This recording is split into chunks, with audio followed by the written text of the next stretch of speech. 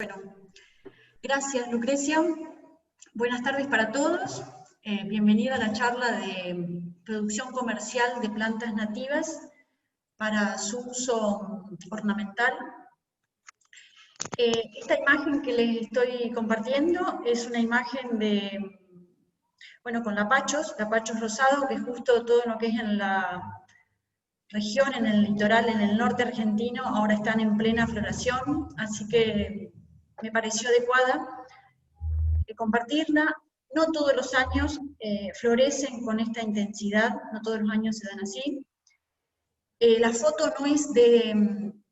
Hay años que florecen y hay años que no. Este año recién está empezando a llover, no está tan intenso. Esta foto es de unos años anteriores, pero están en la calle.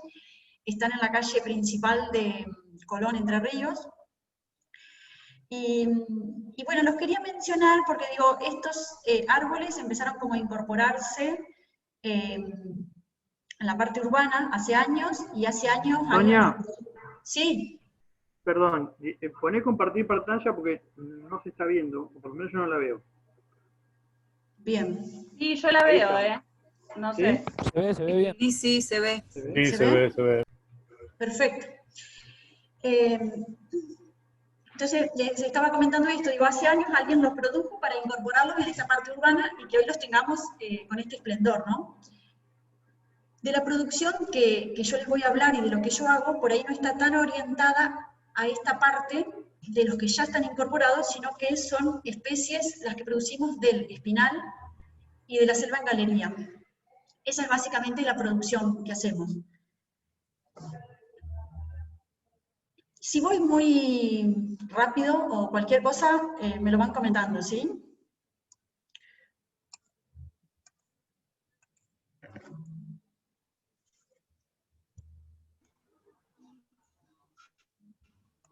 Este es el lugar de producción. Estamos ubicados sobre una ruta entre Colón y San José. El estar ubicados sobre una ruta es algo que vemos como positivo, porque bueno, todos los accesos por ruta siempre nos mejoran el tránsito, el traslado de cosas. Así que bueno, este es el lugar donde producimos. Nos ha llevado algunos años tener estos árboles alrededor. En esta zona del país, por ahí es muy alta o afecta mucho la incidencia, la radiación solar. Entonces, lo que se nos ocurrió como más rápido fue plantar sauces y álamos como para lograr reducir los efectos de la radiación y disminuir los efectos del viento, que también les voy a mostrar después más adelante algunos inconvenientes que hemos tenido con el viento. Esto de tener un canopeo para cuando sacamos las plantas afuera, para cuando rustificamos, es un beneficio porque nos ayuda en el verano a mantener un poco la humedad, a que tengamos algo de humedad relativa, y hay una diferencia enorme entre plantas que están expuestas a pleno al sol y plantas que están bajo un canopeo. Así que, bueno, nos ha llevado unos años, pero por ahí hemos podido lograr esto de algo de zonas de sombra que fueron buenos para la producción.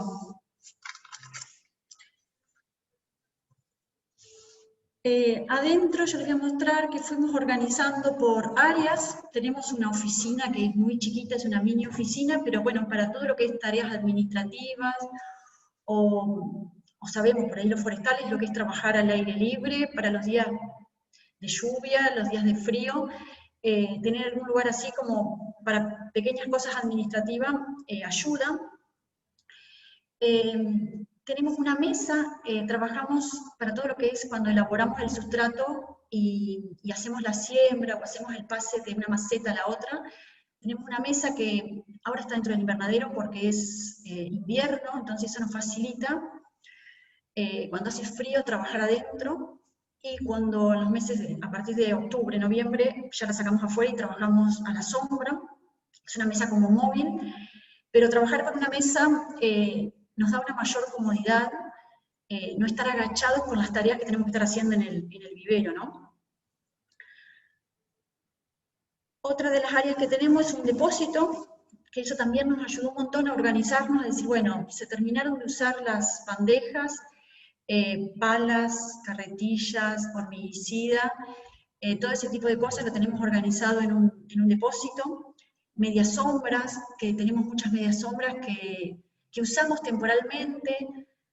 De noviembre a marzo, en el invernadero le hacemos un tipo cielo raso, para aumentar la sombra en esa fecha del año que impacta tanto. Entonces, todo eso que tenemos como herramientas que vamos usando y vamos guardando, ese lugar de depósito nos viene muy bien. Hará un mes y medio o 2 habíamos sacado muchas plantas afuera a rustificar, y ahora los últimos pronósticos nos daban posibilidades de mucho frío, de probabilidades de nevadas en esta zona, así que también tuvimos que buscar todo eso que teníamos de media sombra y toda esa zona de rustificación, proteger para que esa planta no vaya a ser afectada si venía un intenso frío, cosa que no pasó, pero tuvimos que tenerlo en cuenta.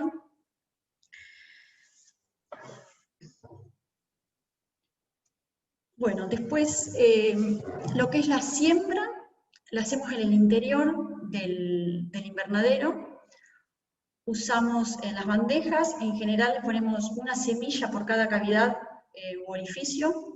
Si son semillas muy chiquitas o tienen un cierto tipo de sustancia, digamos, pegajosa que no podemos separarla, van 2 o 3 por cada orificio, y luego de la germinación lo que terminamos haciendo es repicar en las mismas bandejas. Eso que ven ahí con un corcho y un palillo, las identificamos porque por ahí en la época de siembra, si bien vamos sembrando a lo largo de, no sé, empezamos ahora en octubre, septiembre, octubre, y seguimos sembrando hasta marzo, es difícil, como no es una sola especie, por ahí decir, bueno, está germinando, o vamos registrando en un libro de actas qué fechas pusimos a germinar y cuánto tarda en germinar. Todos esos registros los vamos haciendo porque vamos viendo, o no nos preocupamos si hay alguna especie que tarda más en germinar, porque sabemos que hay algunas que son más lentas, otras no. Entonces, en esos corchos lo que hacemos es escribir los nombres de las especies que pusimos a germinar. Eso es esa foto que se ve del corcho. Y la otra foto que vemos a la derecha es de la zona de rustificación, es cuando sacamos afuera para rustificar, antes de llevar la planta a campo, rustificamos, tienen algunos paños de media sombra y otros paños que no, pero bueno, eso nos da para rustificar, para estar sacando afuera del invernadero. El sustrato, no usamos tierra, usamos una mezcla de sustrato que es, conseguimos acá en la zona cáscara de arroz, corteza de pino, corteza de pino que viene con algo de pinocha y algo de tierra. Pero siempre trabajamos con sustrato, no trabajamos con tierra directamente, ¿sí?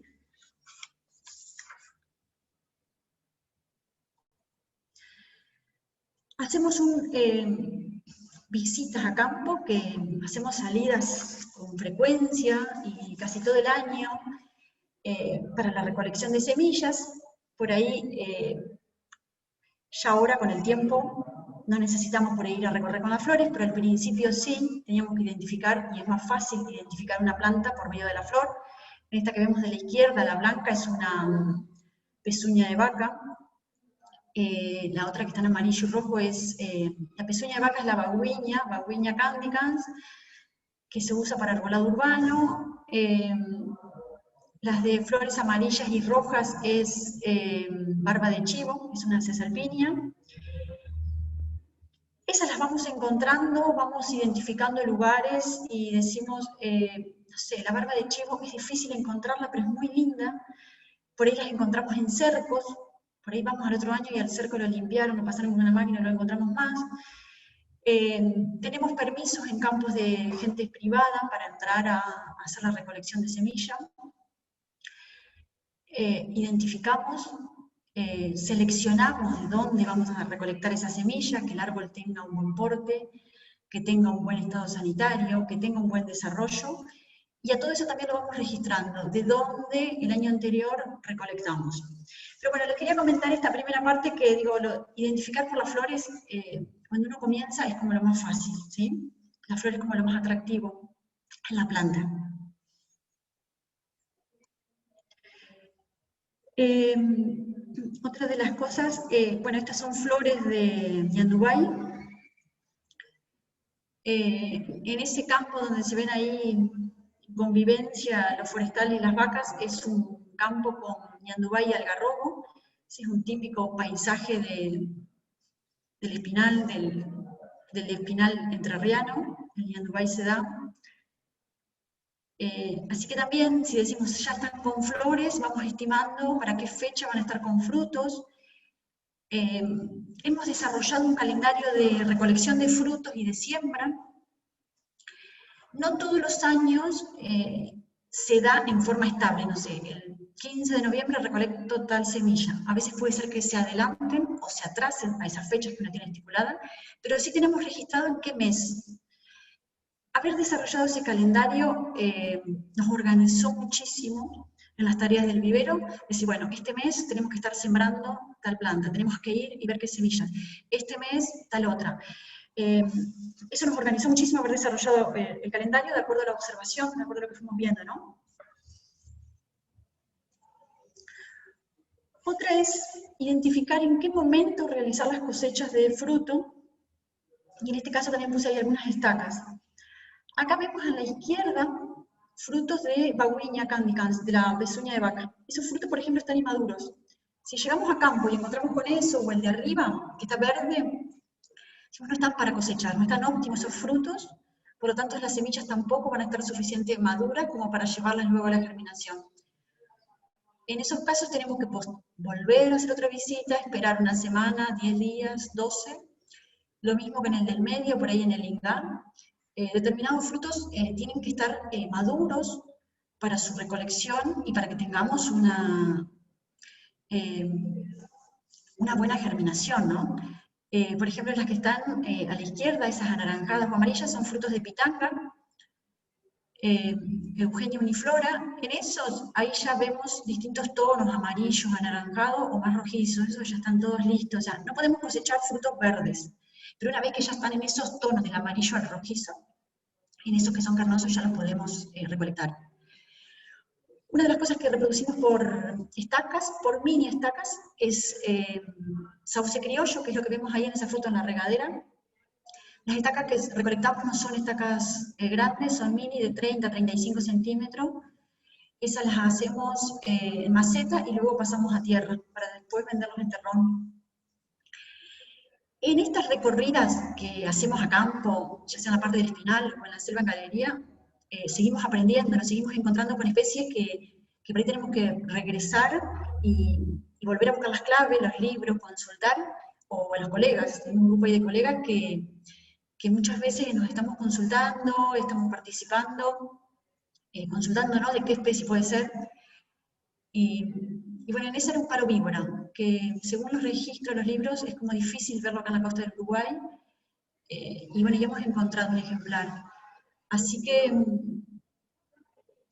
seguimos aprendiendo en esto de la recolección de semillas, ¿no? Y seguimos descubriendo.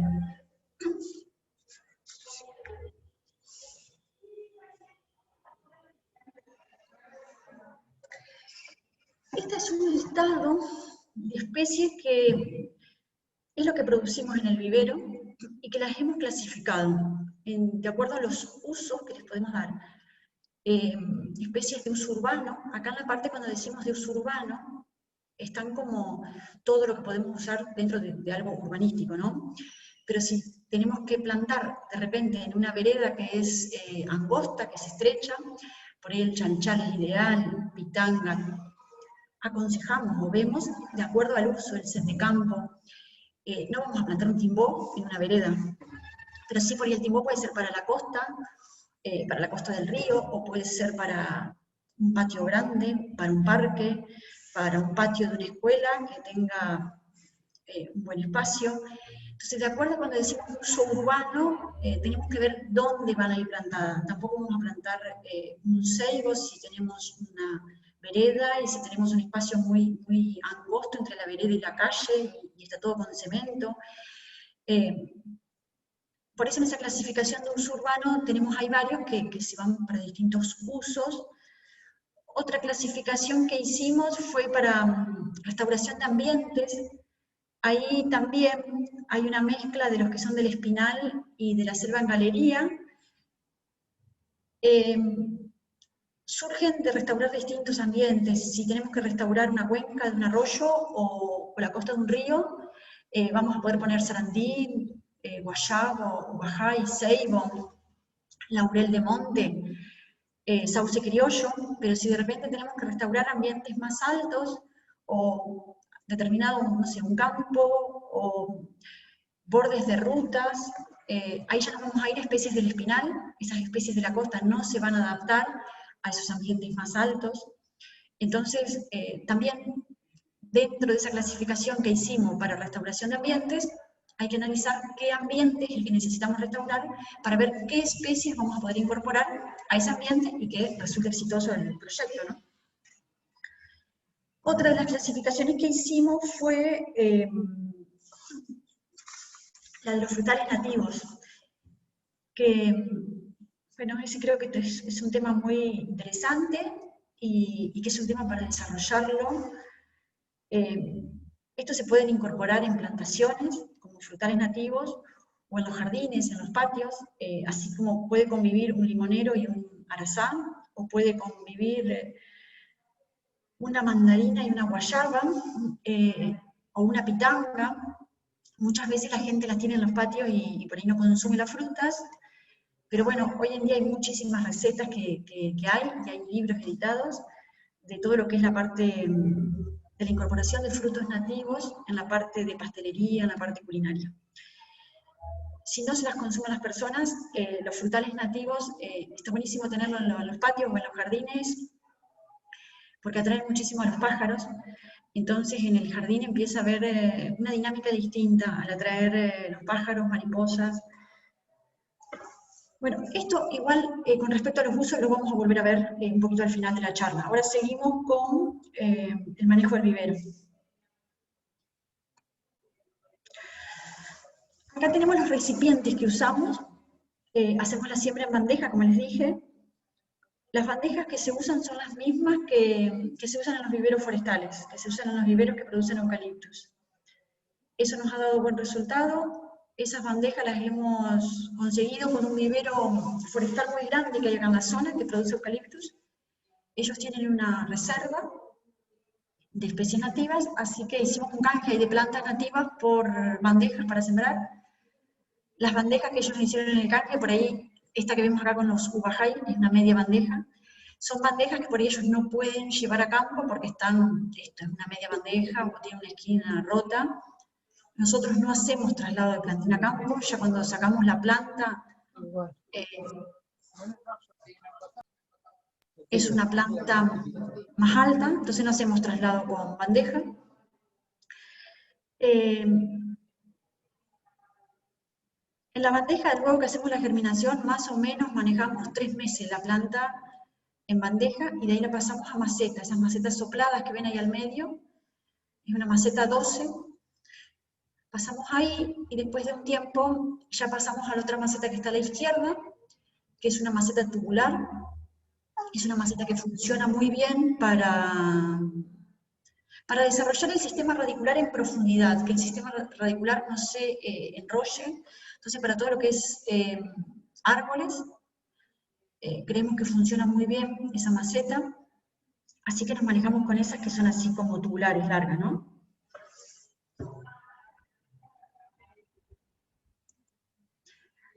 Estas son otras fotos que hacemos un manejo de una poda de hojas, pero ya vamos cuando tienen una determinada altura. Los de la izquierda son pezuñas de vaca que hemos podado ya como formando la copa. Las del medio son lapachos, esos lapachos los hemos tenido, bueno, tenían muchos tiempos ya dentro del invernadero, el año pasado florecieron. Y bueno, no los habíamos sacado afuera, no los habíamos sacado a fructificar, y ahí adentro por la temperatura florecieron dentro del invernadero. Esos estaban hermosos, en una altura de 3 metros. Después la otra foto del medio son guayabas. La guayaba es otro de los frutales nativos. El dulce de guayaba es riquísimo. Ya se hace acá en la zona algo, a modo artesanal, ¿no? Y la foto de la derecha son sen de campo. El sen de campo es un arbolito que tiene una floración muy intensa, amarilla, que eso también se da muy bien para el arbolado urbano cuando son espacios muy reducidos, muy chiquitos. Es un árbol que, bueno, que se adapta bien cuando los espacios son muy reducidos.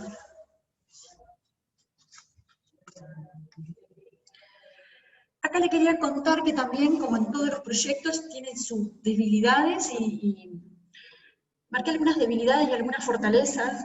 En todo esto uno va siempre aprendiendo. Esta fue una siembra que hicimos, cambiamos el sustrato, hicimos una siembra con compost de un ombricero. Estos eran algarrobos, germinaron súper bien, una germinación espectacular tuvimos, pero a los 10-15 días habíamos perdido el 90%. El sustrato no era el ideal para la germinación, nos atacó un complejo de hongos, nos atacó Dampinov y perdimos casi todo lo que habíamos sembrado, todas las semillas que habíamos recolectado, limpiado. Es un trabajo sacar las semillas, extraer las semillas del fruto del algarrobo y del ñandubay. Bueno, pudimos rescatar unas pocas plantas, así que, bueno, no estuvo bien haber probado con ese sustrato, con ese tipo de semilla. No fue sustrato, en realidad fue esto, el compost de lombriz, que tampoco no lo habíamos solarizado, no habíamos aplicado ningún producto químico desinfectándolo, así que, bueno, esa es una de las debilidades. Otro inconveniente que por ahí tenemos es que estamos radicados como en una zona suburbana, tenemos poblaciones, pero tenemos muchos lotes o campos donde tenemos mucho cuis o apería alrededor. Hay algunas casas que tienen perros, entonces creemos que por ahí las incentiva más a entrar al vivero. El daño que nos hace es terrible. Ahora vemos en la foto de la derecha, ese es un tallo de lapacho, son roedores, y después a nivel de plantín también, nos dan, también a nivel de plantín lo que es mucho el daño que nos hacen. También hemos notado que ingresan en los años que ingresan al predio del vivero en los años que está más seco. Tuvimos un ingreso muy grande en un verano que estuvo muy seco, y ahora este invierno, que también estuvo muy seco, también ingresaron muchísimas. Lo asociamos a que puedan entrar por el agua, en el vivero hay agua continuamente, o sea, se riega, lo que ellas pueden roer está húmedo. Así que bueno, hemos hecho una barrera física con una malla en toda la periferia del predio, igual ingresan.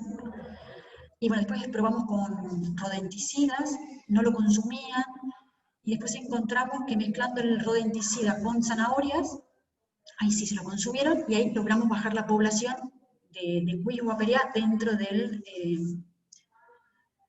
área de producción del vivero, ¿no? Pero los daños que nos causan es como que si... Nada, fue mucho tiempo de decir, bueno, ¿qué hacemos? ¿Cómo resolvemos esto? Porque las veíamos circular ahí dentro del predio. Son algunas cosas que uno tiene que ir observando.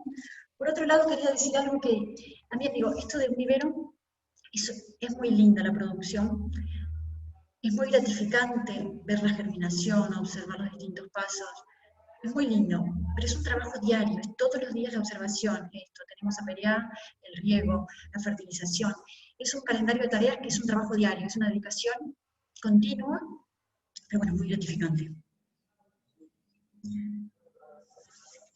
Acá les quiero compartir otra cosa más. En el inicio de la producción, en el inicio del vivero, estábamos en otro predio donde teníamos estructuras de madera. Teníamos estructura de madera tipo lo que le llaman de capilla, con madera. La estructura era mucho más baja. Teníamos mucho más protección. Ese predio ya había sido un vivero forestal antes, hacía muchos años, entonces había muchos más árboles incorporados al predio. Entonces todo lo que eran los vientos, había un montón de cosas que estaban resueltas ya en ese predio. Y bueno, la estructura era más baja, ¿no? Cuando nos mudamos al predio donde estamos actualmente, y re contentos con el avance y con la estructura esta metálica, el predio no tenía árboles, carecía de árboles, habían plantado recién los sauces, pero estaba todo en desarrollo. A los 6 meses que nos mudamos y que fue toda una movida, mudar un vivero es todo un trabajo, una tormenta de verano, Esto fue enero del 2015, hacía 6 meses que estábamos ahí, nos voló el techo entero, entero. Así que bueno, nada, volver a techar de nuevo, volver a empezar. Y al año y medio, otra vez, el vivero está ubicado en una loma, entonces había como varios factores, no teníamos árboles, el invernadero era más alto, el invernadero es más alto, pero realmente lo vale, estas estructuras más altas, la conservación que hacen del calor en el invierno es fabuloso, es notable, la función que cumplen, está bueno, está bien el diseño en que sean altos, pero bueno, justo el nuestro estaba ubicado en una loma y sin árboles. Así que lo rompió al año y medio, otra vez nos volvió a romper, con menos intensidad, pero nos volvió a romper, y ahí decidimos esa parte donde más impactaba el viento, colocar unas chapas. Que ahí lo que vemos a la derecha, unas chapas que las pintamos así como de un color morado, y bueno, con eso, y los árboles fueron creciendo, no hemos tenido más inconvenientes.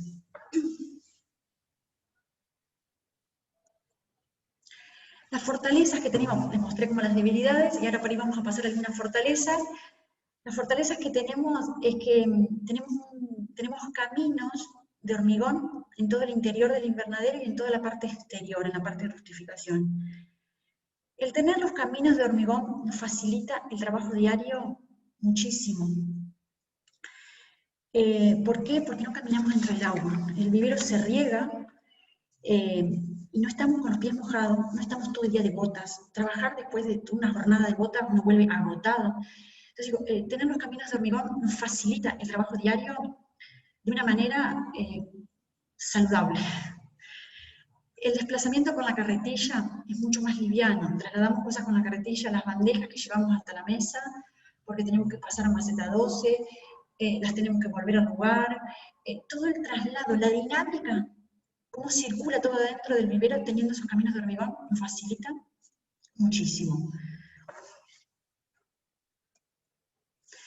Otra de las cosas que tenemos son estos, tenemos el riego, que es semiautomatizado, con estas boquillas.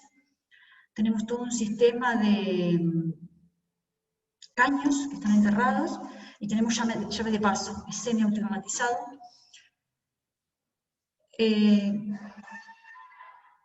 Eso lo tenemos como un proyecto a mediano plazo, es la automatización del riego, con la colocación de un programador y de electroválvulas. Eso también nos facilitaría muchísimo el trabajo, más que nada en el verano, cuando es tan intenso el riego. Y todo lo que sea de tecnificar, la tecnificación para todo lo que son estos trabajos es fundamental. Más tecnificados estamos, es mucho más placentero realizar los trabajos. Eso, si logramos la automatización, creo que eso va a ser un gran avance para la producción. Otra cosa que hacemos es fertilizar, usamos el uso de fertilizante químico granulado, tiene como componente nitrógeno, fósforo y potasio. Esto hacemos aplicaciones en las épocas de crecimiento, primavera y verano, cada 20 días, cada un mes, vamos llevando el registro y vamos fertilizando. A lo que es a nivel en bandeja, fertilizamos con una dilución en regaderas. En bandeja por ahí es más difícil la fertilización, entonces hacemos una disolución y lo hacemos en regaderas, eso lo hacemos manual.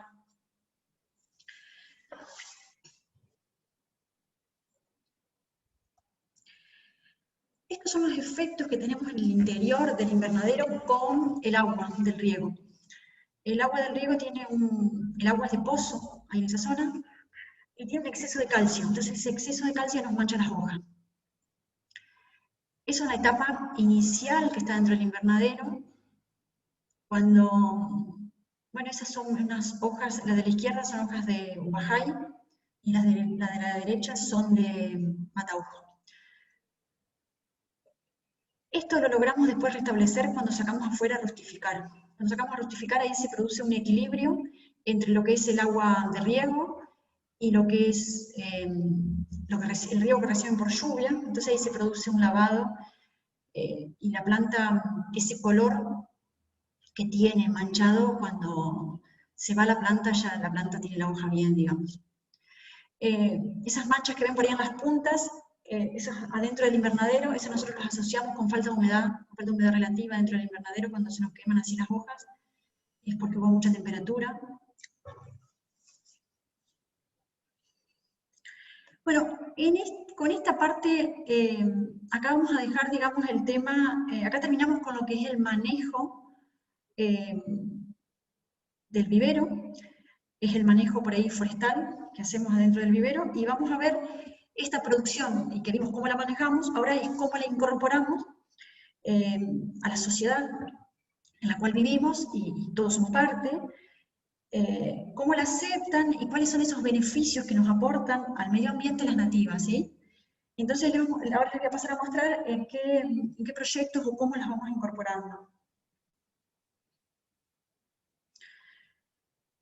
Esto yo como lo describí como usos urbanos, plantaciones en veredas, plazas, costas y jardines, que era lo que habíamos hablado al principio, donde teníamos toda la clasificación de las especies que producíamos.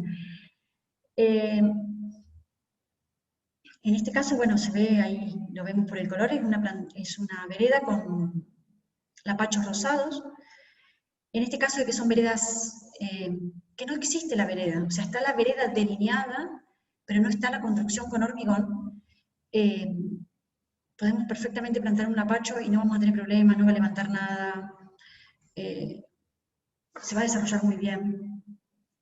Que está, con lo que vemos, los espacios de urbanizaciones que vemos en crecimiento, van tendiendo más a eso, a eliminar el hormigón y tener más áreas verdes, ¿sí?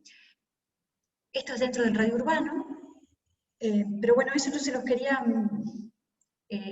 decir, como así también hoy les nombré cuáles eran las especies más aptas para veredas estrechas, que era el chalchal, la pezuña de vaca, porque por ahí en los cascos históricos, en las partes más viejas de las ciudades, quedan esas veredas más angostas, que están deficientes de árboles, y ahí se pueden incorporar esas que son más bajas. Después esta foto que tenemos acá a la derecha es un ceibo. Ese es un ceibo que está en la costa del río, está sobre un paredón que protege las crecidas temporarias del río Uruguay, y acá vemos esto, cómo se empieza a interactuar con distintos espacios, con distintas disciplinas, en este caso el arte. Han intervenido el paredón dibujándole, pintándole las raíces, mariposas, pájaros. Entonces digo, es esto de cómo uno los produce y cómo uno después los termina incorporando a los usos, ¿no? Acá tenemos en la incorporación de veredas, la foto de la derecha es una foto en Buenos Aires, esas manchas de colores generan un impacto visual bellísimo. Y la de la izquierda es una, acá en la región, y que está incorporado, que hay en algunas veredas, espinillos, que también tienen su encanto, porque son parte del patrimonio forestal regional, y aparte de esas flores, en esta época, tienen un aroma, que es el inconfundible, el aroma al espinillo. Tienen espinas, sí, tienen espinas, pero nada, podados, formándole ahí la copa, si no tienen como una forma muy achaparrada, digamos, en el monte. Creo que se adaptan también bien a la parte urbana o a distintas áreas, ¿sí? Después tenemos otros como los beneficios, digo, son los servicios ecosistémicos en pequeños jardines o ciudades. Tampoco es que necesitamos el parque enorme para incorporar especies nativas. Las podemos incorporar en pequeños balcones, en pequeños patios. Y lo que les decía hoy, la dinámica va a ser otra. En este caso de la imagen de la izquierda, es una de burbuja, que eso se da en forma espontánea, es una enredadera, y al incorporarlos, allá ahí visitan la mariposa, visitan cuando están en fruto las aves que se vienen a comer el fruto también es riquísimo, es comestible. Y después, esto es lo que decían las ciudades, las veredas estrechas, en los cascos históricos donde las veredas son muy angostas, estas son pezuñas de vaca, que ya están en su tamaño definitivo, y se las puede incorporar muy bien, y embellecen muchísimo y aportan un montón de calidad para la persona que lo transita en verano, bueno, con todos los beneficios que ya sabemos que un árbol aporta en las ciudades, ¿no? Esto eran otra de las clasificaciones que teníamos para restauración de ambientes. Este es uno de los ambientes que trabajamos en este proyecto, que fue en la autovía, en la ruta 14. Esto fue en el año 2009, que hicimos la plantación en 2 tramos de la autovía. Esto después de 2 años hemos ido a evaluar cómo había sido el crecimiento, cómo se habían desarrollado las plantas. Entonces ahí vimos cuáles fueron los que mejor interactuaron, los del espinal, el ceibo, timbó, cuáles fueron los que mejor estuvieron. Ahí tenemos unas fotos sacadas con respecto a la escala humana, cómo habían crecido en 2 años, esa es una cinacina con respecto a Martín. La persona que está ahí es Martín Yenick, él fue el paisajista que hizo el diseño y yo hice la provisión de plantas y la plantación, ahí en el 2009. Actualmente con Martín, hace 2 años que somos socios en la producción del vivero. Esto es otra de las evaluaciones que habíamos hecho, cuál había sido la adaptación al medio. Cuando uno trabaja a veces en esos proyectos de restauración, los suelos están totalmente decapitados, el primer perfil de materia orgánica no existe. Entonces, sí, bueno, ¿qué especie va ahí? ¿Qué especie se va a tolerar eso? ¿Qué especie va a tolerar que tengamos un primer riego, que después nada? La foto acá de la derecha vemos que es con un hormiguero. El primer tiempo sí hay que cuidarlas como cualquier producción de las hormigas, pero después las nativas son mucho más tolerantes, digamos, al ataque de las hormigas. El primer tiempo sí, porque todos esos brotes jóvenes, las hormigas lo van a atacar.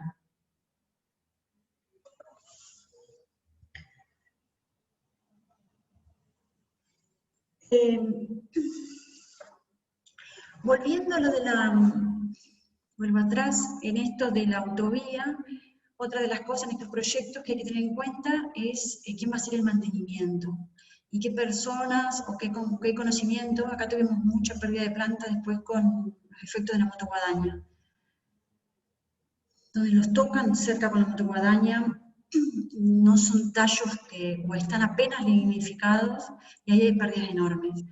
O según el diseño que tiene, si el diseño tiene curvas, o el que va con la máquina desmalezadora y el tractor, muchas veces pasa planta, estaca todo por encima. Entonces digo, después, cuando se hacen estos proyectos de restauración hay que seguir mucho cómo es el mantenimiento. O a veces es preferible que no se los intervenga, que no se les corte el pasto, que se los deje ahí creciendo asociadamente, porque a veces el mantenimiento, la intervención, se pierden más plantas a que si no se haría un mantenimiento. Porque son nativas y van a crecer asociadas con el resto, ¿sí? Después vamos a pasar a esto, lo que es frutales nativos. Yo creo que esto es algo que tiene muchísimo futuro a nivel regional. Esto se lo pueden usar y dar un valor a determinada región del país, se los puede caracterizar. Esto se los están incorporando mucho en la actividad culinaria. Estas fotos que vemos a la izquierda son pitanga. Ya hay recetas con pitanga, muffins de pitanga, licuado con pitanga. Digo, si hoy uno tendría hoy una producción plantada de árboles de pitanga y uno podría vender la fruta, estoy convencida de que se vendería. Pero bueno, no hay en muchos patios, en las casas viejas, por ahí algunas, en las casas viejas más paralelas a la costa, por ahí uno las puede ver, o las puede ver en el arbolado urbano, también hay. Bueno, la foto de la derecha es maracuyá. Maracuyá, bueno, el murcuyá, sí, el de la flor que mostré en el jardín, sí es nativo de acá. Este del fruto más grande no, es más del norte. Pero bueno, ahí lo plantamos en el vivero, en una pérgola, y fructificó, y es riquísimo el fruto. Sí, como nativos de acá está el arazá, el guavillú. Esos son nativos y tienen un potencial como fruta muy bueno.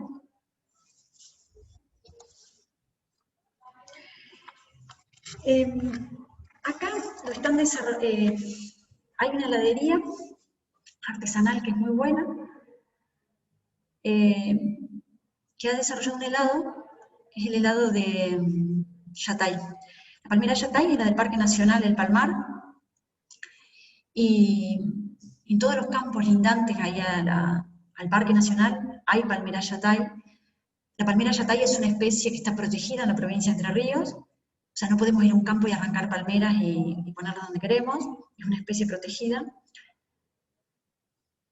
Bueno, les contaba, esta heladería ya desarrolla una crema de yatay, que es muy rica.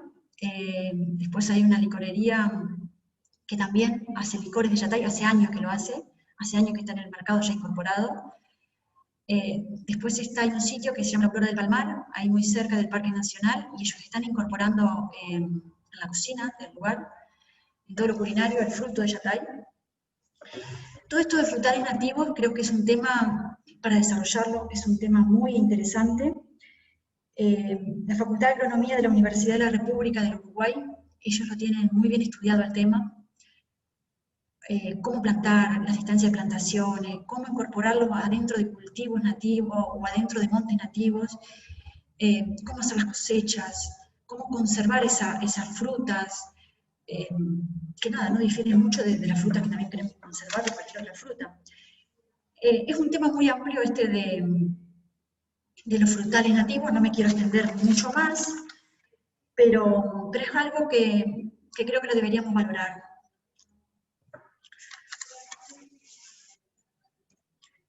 Esto les quería compartir, son unos volantes que hicimos para un proyecto de loteo y para difusión de las especies.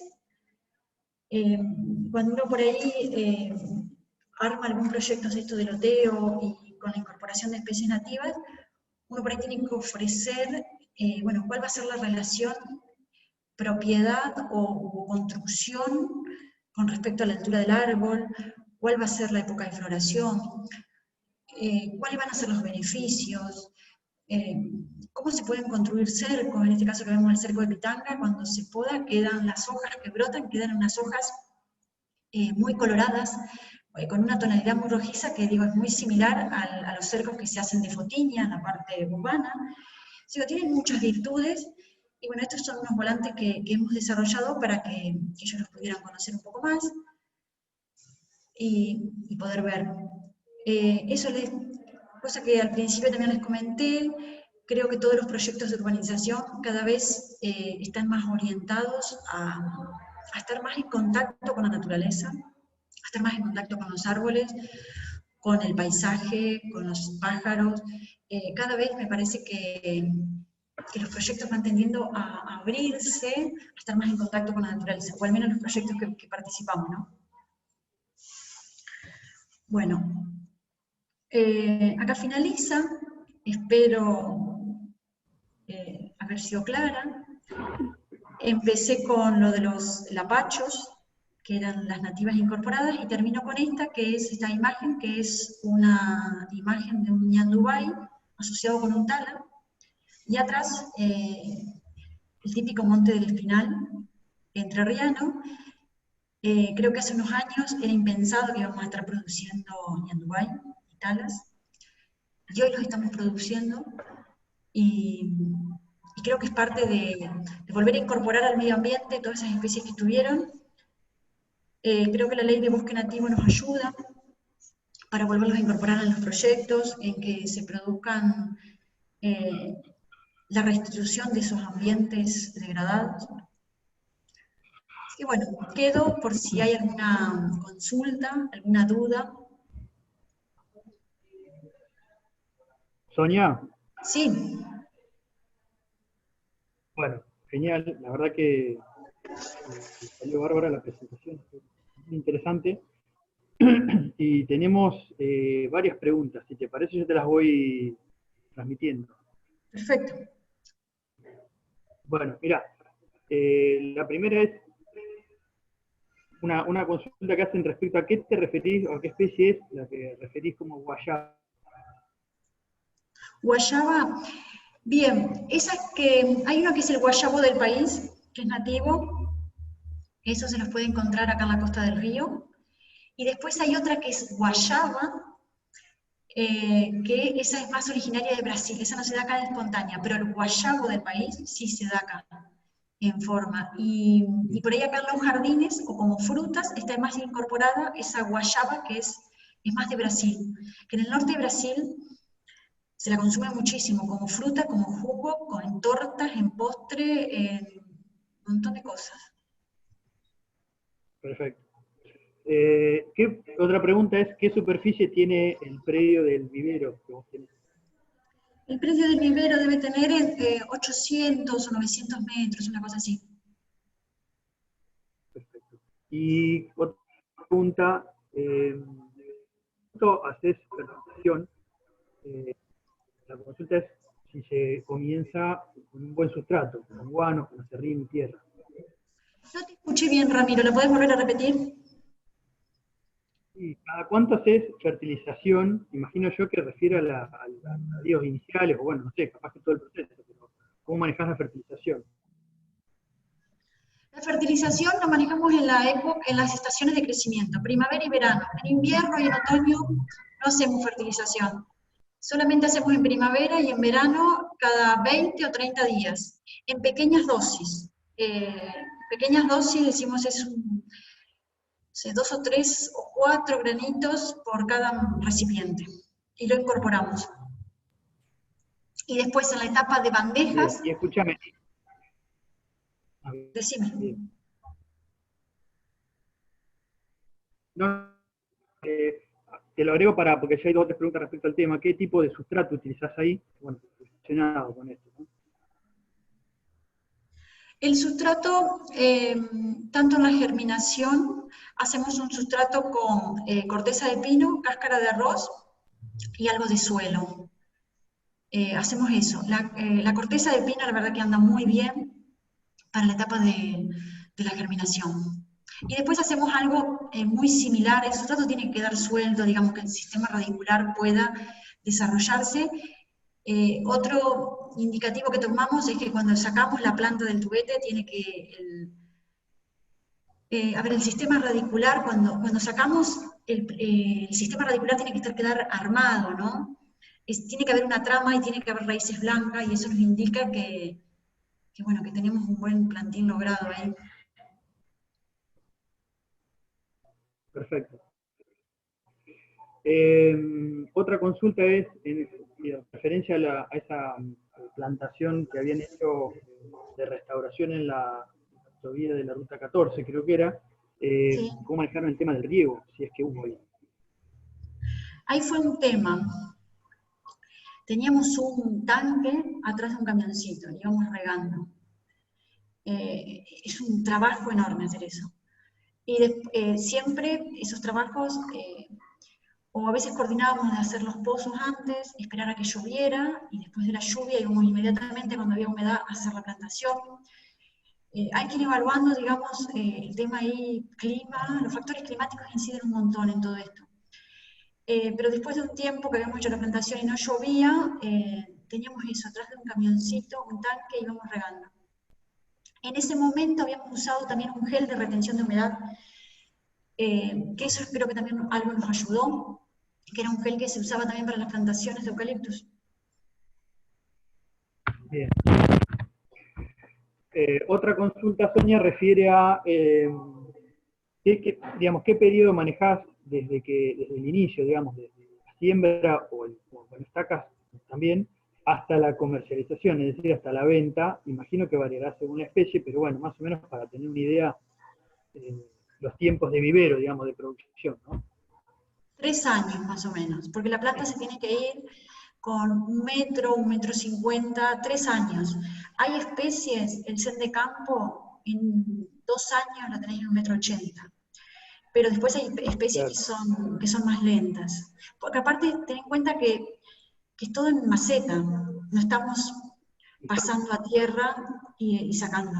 Es mucho más lento en maceta.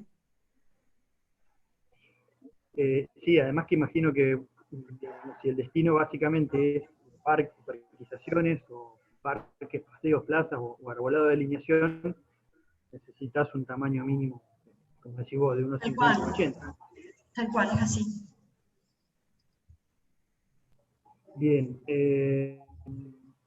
Esta te la hago yo. A las semillas que vos nombrás de producción, ¿le haces algún tipo de trato pregerminativo, frío, algún tipo de escarificación o no es necesario? No, hay algunas, no sé, la pitanga, 24 horas en agua. Entonces todo eso carnoso del fruto es más fácil al momento de que vos vas a poner, disolvés más fácil con 24 horas en agua en la semilla todo eso carnoso, digamos, para poner en la bandeja. Todas las que son las carnosas, no mucho. Después, sí, en el algarrobo y en Dubái hacemos escarificación, hacemos lijado, y las dejamos también 24 horas en agua antes de la siembra. Perfecto. Bueno, hay otra pregunta, es si comercializás o si tu parte de tu producción llega a Buenos Aires, imagino que a la Capital Federal o Gran Buenos Aires. ¿Sí? Sí, se podría coordinar, es cuestión de coordinar con algún transporte y sí, sí. Bien. Bueno, otra pregunta, esta te la hice yo también.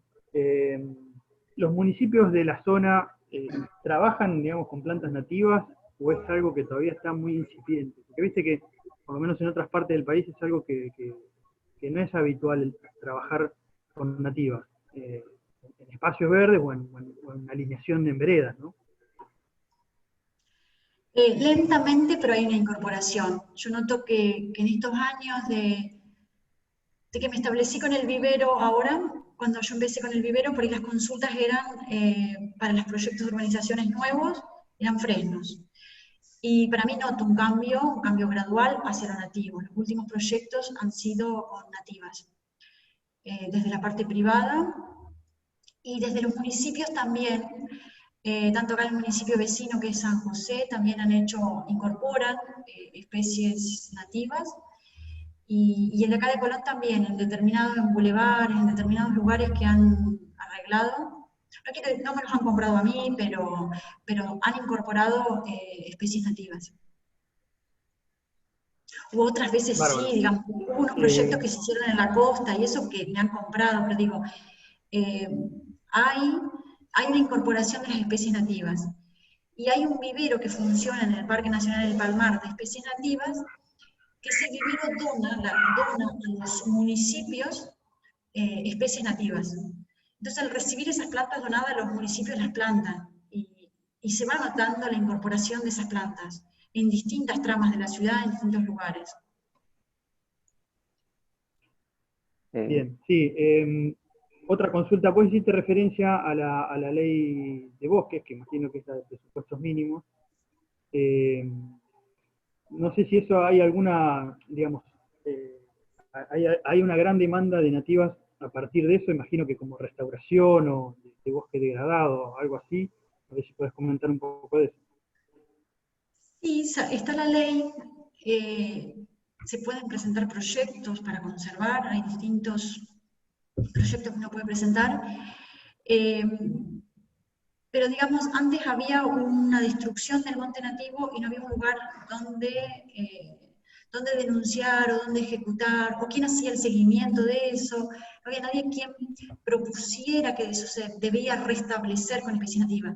Y creo que a partir de la ley, ahora sí, no es una penalidad con dinero la destrucción, sino que es volver a restituir el ambiente. Entonces digo, me parece que eso va a ser una parte educativa, porque el que destruyó una vez un determinado sitio y tuvo que volver a restituirlo, me parece que va a cumplir fines educativos, no va a querer hacerlo o va a consultar, me parece, antes de volver a destruir eso. No sé, el que deforestó hasta el borde de un arroyo. Si después vino la provincia con la ley y le hizo cumplir y le dijo que tenía que volver a plantar porque ese borde de arroyo con monte nativo lo que prevenía era la erosión, prevenía las cárcavas en su campo, y tiene que volver a plantar, tiene que buscar las plantas, tiene que hacer los pozos. Creo que va a cumplir un fin esto de educativo en los productores, me parece. ¿Podría preguntar algo? Disculpen. Sí. Sí. Sí. Sí. Señorita, ingeniera Garín, nosotros en la facultad tenemos un invernadero, un vivero también, y tenemos experiencias con Prosopis alba, quebracho blanco, y cuando los ponemos en los macetines en semilla, con el macetín de 5 de diámetro por 20, les cargamos el sustrato y después lo regamos y después de un tiempo abajo en la base se compacta. la tierra. ¿Tendría algún método para que no se compacte? ¿Habría que mezclarlo con algo? Tal vez sí. Nosotros lo que vimos en la producción de algarrobos y de ñandubay, que ese sustrato que nosotros preparamos con cáscara de arroz y pinocha es muy suelto para el ñandubay y el algarrobo, que por ahí tenemos que hacer una mezcla. Nosotros hacemos solamente allá, para el ñandubay y el algarrobo hacemos solamente suelo y cáscara de arroz, ya no le ponemos la pinocha. Que tenga algo de granulometría, que tenga algo de suelto, pero tampoco no tan compacto, no solamente tierra. Por ahí agregarle algún componente, algún mantillo, algo para que eso no se le compactara tanto. Porque me imagino que a la raíz cuando llega ahí le debe costar, con eso tan compacto, seguir el crecimiento. Sí, sí. No se desarrolla normalmente la raíz pivotante esa que tiene. Habría que buscar algún resto en Formosa de algo. Esto que nosotros agregamos acá la corteza de pino, le retiramos de un aserradero del lugar que bajan las trozas y van quedando ahí los restos. La cáscara de arroz también, porque es una zona de producción de arroz, pero digo, habría que buscar algo en esa zona donde usted está, no sé, se me ocurre algo, si hay algo del algodón que se pueda usar como para mezclar, como para sustrato, que pueda alivianar un poco eso y que no se compacte. Perfecto. Perfecto, gracias. Sonia, Bien. Sí. acá, Sí, ¿qué tal, Sonia? Espectacular tu charla. Bueno, gracias. Sí, a ver, nosotros somos un vivero privado, estamos en Calchaquí, ya estamos la familia todo trabajando, pero vengo de mi abuelo con el tema de las plantas, y cuando vino acá al norte de la provincia de Santa Fe, mi padre, empezamos a hacer autóctonas, así que siempre estamos en la misma. Es decir, nos gusta, pero por ahí, como decía recién, le cuesta mucho a nuestra gente plantar. Por ahí ahora se está promocionando un poco más, pero vemos que siempre se está promocionando, y la gente nuestra, hablando de nuestro norte santafesino, que tenemos más algarrobo, ñandubay, quebracho colorado, tenemos lindas variedades, pero que la gente, tenemos el concepto, digo tenemos porque me pasó en el campo de mi padre, que tenemos que desmontar todo. Entonces la gente nuestra es el ganado, pero sin sombra, y el otro que, bueno, apunta de una tierra mejor para la agricultura. Entonces cuando vos le decís, pero te regalo una planta de algarrobo, y no te pega, pero por ahí andamos. Pero bueno, lo que sirve de lo que vos nos dijiste es que se siga incentivando. A ver, es como que nosotros, lo que lo tenemos como forma silvestre, nunca valorizamos lo que tenemos. Y eso es lo que siempre apunto, ¿me entendés? Tengo como anécdota, hace 2 años atrás, querían plantar una escuela de un barrio, y bueno, me pidieron una planta, entonces yo le mandé justamente un algarrobo. Me lo quisieron devolver, pero la taladré a la directora que no, porque pincha. Y bueno, pero si le ponemos otra variedad que no pinche, y ya había visto en esa escuela que habíamos ido en una ocasión a plantar, hice un ciprés calvo ya de 20 centímetros de circunferencia, una persona que ya no fue un niño, fue más grande, le sacaron toda la corteza. Entonces eso es lo que uno apunta de alguna manera. Por supuesto que no se lo recibí de vuelta, sí está el algarrobo en la escuela, ¿me entendés? Claro. Pero yo le dije, plántenlo, Ese tema hay que respetar eso. es importante lo que usted hace. Yo creo que es valorar lo regional, valorar lo que uno tiene alrededor. Cada región es importante Pero es por lo como que que tiene le en el tenemos bronca a medio. nuestro monte, y es tan bonito, porque ver los quebrachos colorados nuestros, que no todo nuestro norte santafesino, que lo tenemos espectacular, ¿me entendés? En otras partes de la República Siga no insistiendo. Va a dejar una huella, señora. Siga insistiendo. Pero bueno, vuelvo a reiterar, me encanta tu charla, porque realmente de esa manera poder seguir trabajando en lo que nos gusta, ¿no? Que es la línea de los autóctonos, realmente. La felicito. Y siga trabajando. Al contrario. Y para todos los que te escuchamos, también es muy bueno, porque eso es importante, empezar a que nos ataladren de alguna manera, que se sacan dudas, todo eso es importantísimo. Estamos, bien. Muchísimas gracias. Gracias a usted. Ramiro, ¿estás por ahí? Sonia, otra pregunta. Sí. Sonia, otra pregunta. Preguntan si producís Esbaña punís. Sí. Y en caso de que sí sea, ¿qué tratamiento le das a la semilla para la germinación?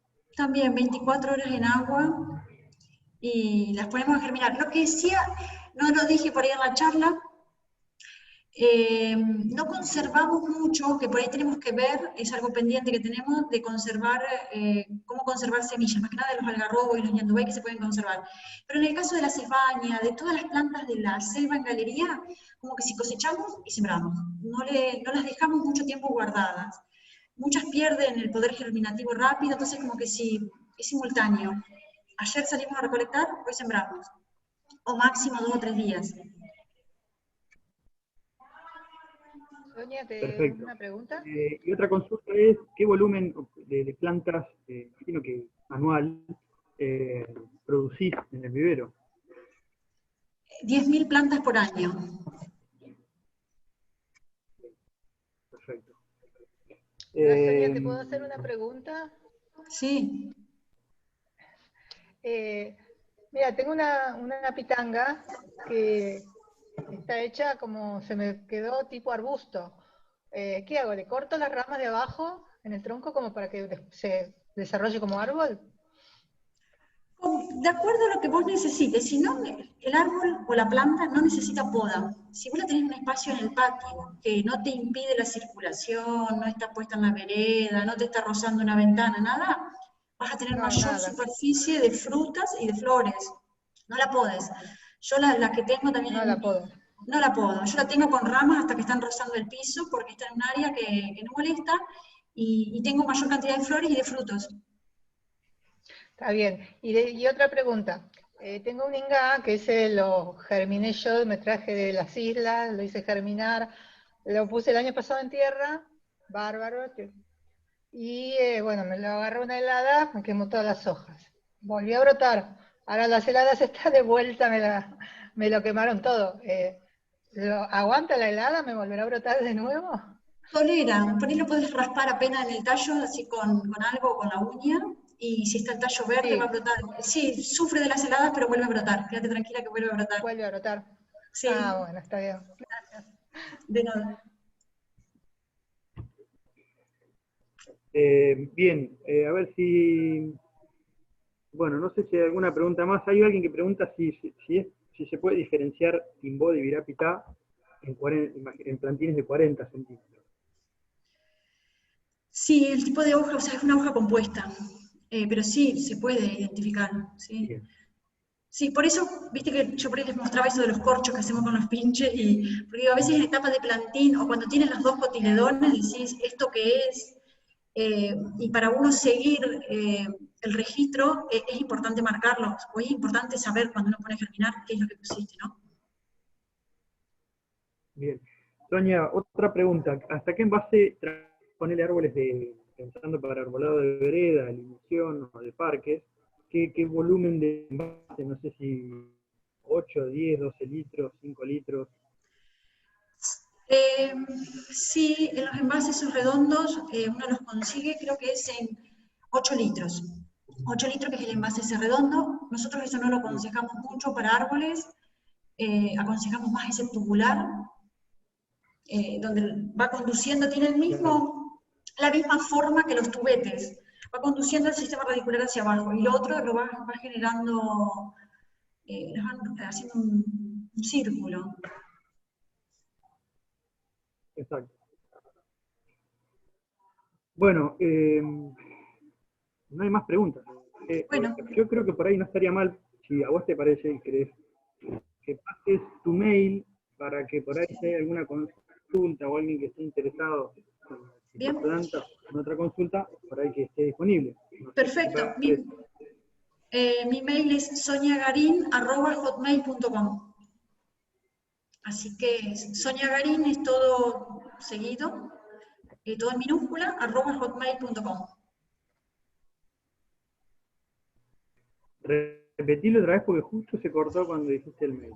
Soniagarin, todo junto, con minúscula, @hotmail.com. Perfecto. Hola, ¿puedo hacer una consulta última? Sí, sí, cómo no. Hola, Sonia, ¿cómo te va? Yo soy de Urdinarrain, estoy cerca. Bien, entrerriana. Sí, quería consultarte, nosotros estamos, yo trabajo en la cátedra de pastizales naturales en la Facultad de Oro Verde y planteamos un proyecto de restauración y partización con nativas y quería consultarte si ustedes han publicado alguna experiencia con respecto a lo que es restauración y si están proveyendo de plantas nativas así a gran escala a los proyectos. Eh, no, a ver, participamos en algunos proyectos, por ahí cuando son proyectos a gran escala lo que hicimos fue contratos de producción, pero la producción que tenemos es esa, es 10.000 plantas por año, y si después hay un proyecto, algo que supere eso, o que sea algo muy específico, lo hacemos mediante contratos de producción. Bien. Lo que sí producimos son árboles, todo lo que es especies del pastizal, eso no producimos, ¿sí? Herbáceas y arbustivas no, entonces. No, herbáceas y arbustivas no. Como arbustiva te diría la que nombré ahí, que había unas fotos, que es la barba de chivo, esa es como más tamaño arbusto, pero todo el resto es árboles de porte bajo a árboles de porte más alto, pero solamente árboles. Pero cualquier ¿Y han consulta, Ana realizado Paula, publicaciones oficiales? no, publicaciones no. Eso de la autovía que hemos hecho los proyectos, fueron determinados informes para las empresas privadas, para vialidad, cuando nos pedían los informes, pero no escribimos nada. Y después tenemos todo registros internos, ¿no? Del calendario de siembra, todos registros internos, pero si querés consultar cualquier cosa, Ana Paula, por mail, me consultás. Bueno, dale, genial. Yo lo anoté, cualquier cosa te voy a escribir, seguramente que nos vamos a estar contactando. Perfecto, gracias. Gracias a vos. No, de nada. Ramiro. Bueno, si no hay más consultas, yo por mi parte, por, por el centro de graduados, el centro de estudiantes y la agrupación Caldén de la Facultad de Ciencias Agrarias y Forestales de la Universidad de La Plata, primero, bueno, agradecerte, creo que fue más que interesante, un poco la idea o el objetivo de este ciclo de charlas que venimos haciendo forestales era salir un poco de lo académico y corrernos hacia distintas experiencias que tienen profesionales de nuestra casa de estudios, así que yo creo que cumplió más que ampliamente las expectativas y fue muy interesante, así que bueno, agradecerte. No sé si Lucre está por ahí conectada como para cerrar la charla.